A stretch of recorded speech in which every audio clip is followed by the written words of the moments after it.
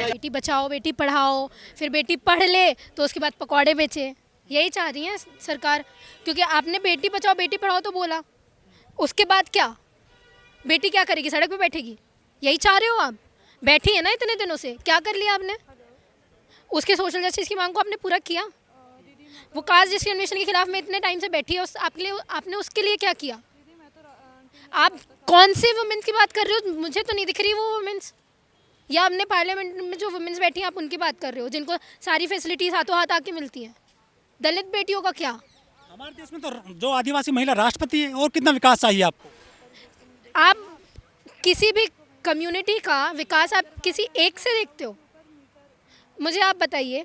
मैं यहाँ पे प्रोटेस्ट में बैठ रही हूँ, एक दलित वुमेन यहाँ पे प्रोटेस्ट में बैठ रही है और कोई आदिवासी महिला वहाँ पे राष्ट्रपति है।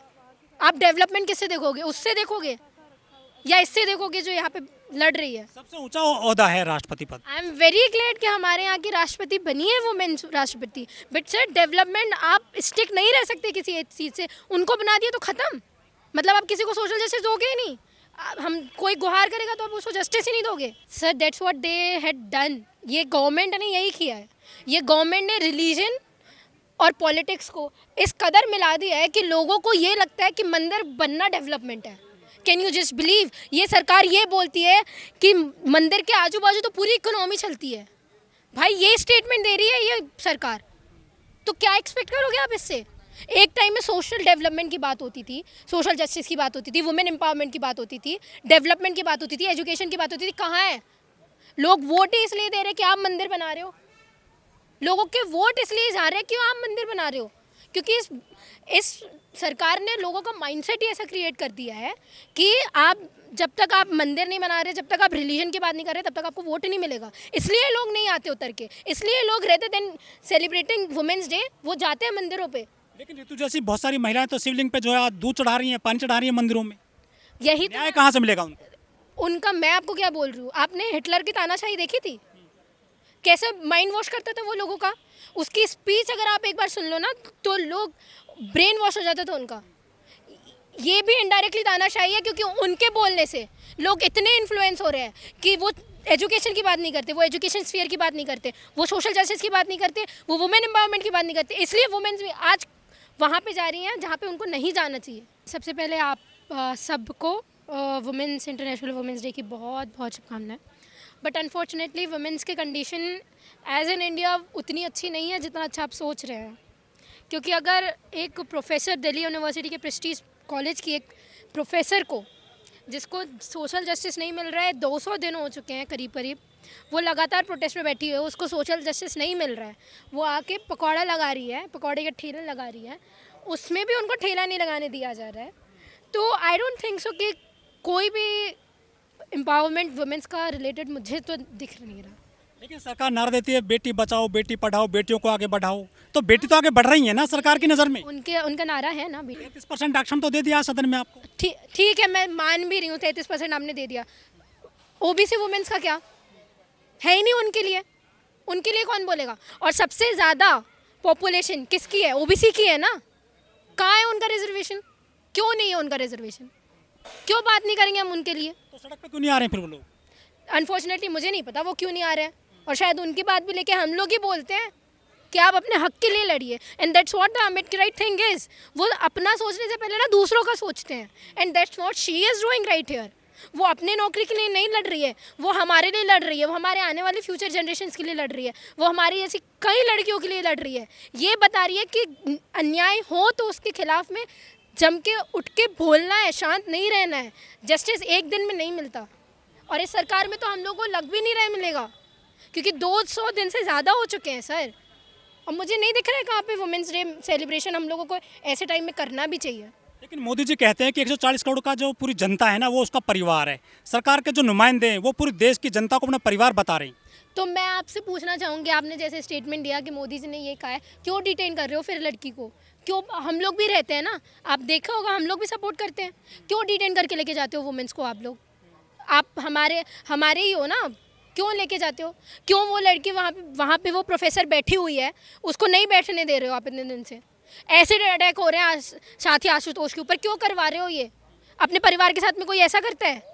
लेकिन लोग कहते हैं कि यदि आदमी पढ़ लिख लेता है, शहर में पहुंच जाता है तो वहाँ कास्टिज्म नहीं होता है, लेकिन यहाँ पे ऐसी घटना सामने आई है। हाँ, मुझे ये स्टेटमेंट देने वाले ही वही लोग हैं ना जो जिनके साथ में नहीं होता है ना ये सारी चीज़ें। कौन दे रहा है?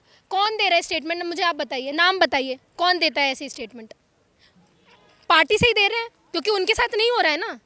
ग्राउंड लेवल की बात कौन करेगा? हम लोग ही करेंगे जिनके साथ हो रहा है। हम तो आंखों सामने देख रहे हैं ना, देखा ना आपने भी। तो विकास किस महिलाओं का हुआ है देश में फिर? मुझे तो वही नहीं समझ में आ रहा ना, आप किन महिलाओं की बात कर रहे हैं, किन का विकास हो रहा है, मुझे नहीं दिख रहा। प्रगतिशील महिलाएं कौन है वो?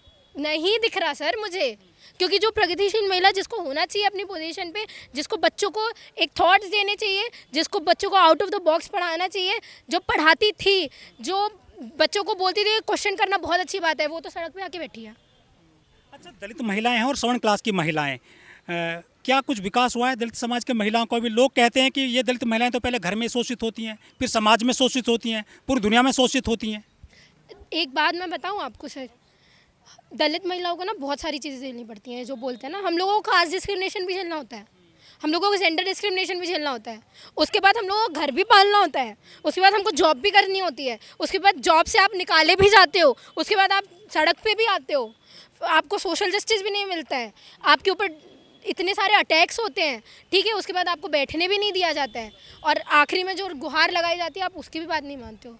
कितने पीड़ाओं के साथ में एक वुमेन आती है, और आप सिर्फ 2 लफ्ज़ों में ये बोल देते हो कि सोशल बहुत जस्टिस है, महिलाओं को बहुत जस्टिस, विकास हो रहा है, दलित महिलाओं को आज तो डिस्क्रिमिनेशन ही नहीं है, सिटीज़ में डिस्क्रिमिनेशन नहीं है। Delhi capital city of the country, वहाँ पे ये घटनाएं हो रही है, तो आप सोचिए विलेज में कैसी प्रॉब्लम्स होंगी। एक दलित महिला अर्चना गौतम इसी ऑफिस में आई थी, उसके साथ में मारपीट हो गई थी, और ऋतु भी वहीं पर आ गई हैं। क्या उनको डर नहीं लगता कि यहाँ पे हाथापाई हो जाती है दलित युवतियों के साथ में, दलित नेताओं के साथ में? देखिए, सबसे पहले तो आई डू हैव वेरी बहुत रिस्पेक्ट करती हूँ मैं, I have very respect towards Archana ma'am. मैं उनसे, हाँ, हो सकता है, दिक्कत ये है ना सर कि यहाँ भी होता है। आप एक दिन नहीं कर सकते ना। उन्होंने गुहार लगाई, अगर वो बैठती कंस्टेंटली कि हमें दर्ज करवा दिया उन्होंने कांग्रेसियों पे मुकदमे, उसके बाद व्हाट शी इज डूइंग, चली गई। मैम कहती हैं कि जो 80% लड़ाई है ना वो हमें सड़कों से मिलती है और 20% जो है वो न्यायालय से मिलती है। तो आपने सड़क पे कितनी लड़ाई लड़ी, आप ये भी तो देखिए। और कोर्ट में तो गई है ना। सिर्फ कोर्ट में जाने से नहीं होता सर, आज का टाइम ऐसा है कि आपको सड़कों पे से भी अपनी आवाज़ आप उठानी मुझे एक पड़ेगी। बात बताइए, कोर्ट की बात कर रहे हैं आप, कौन सा कोर्ट की है ये, कौन सी बात मानते हैं कोर्ट की? हमारे फेवर में ऑर्डर आया कोर्ट का, वो भी हाई कोर्ट का, कि जो प्रोटेस्ट है वो डॉक्टर ऋतु लगाएगी ही लगाएगी। और दिल्ली पुलिस ने ये रिपोर्ट की थी, हमारे खिलाफ में एफआईआर की थी कि ये बाहर से लोगों को बुलवाती है, ये नहीं, इनको आप हटवाओ। और कोर्ट ने बोला ये एफआईआर उसको करनी चाहिए क्योंकि आपने उसका प्रोटेस्ट हटवाया वहाँ से, जो पीसफुल प्रोटेस्ट वो बैठी थी, डकैती करवाई आपने, तो वो प्रोटेस्ट तो वहाँ ही लगाएगी। तो क्या किया, डिटेन करके लेके गए ना। उसके बाद जो हम लोगों का एक मास 26 तारीख का प्रोग्राम था, कर दिया ना हम लोगों को डिटेन। मोदी जी कहते हैं हम तो मतलब डेमोक्रेसी लेकर आए, लोकतंत्र को मजबूत किया है मोदी जी ने। लोकतंत्र को मजबूत किया, कैसे मजबूत किया मुझे बताइए? 4 जो पिलर्स हैं, बेचने वाला भी प्रधानमंत्री बन गया देश में, तो ये भी बेच रही है पकौड़े।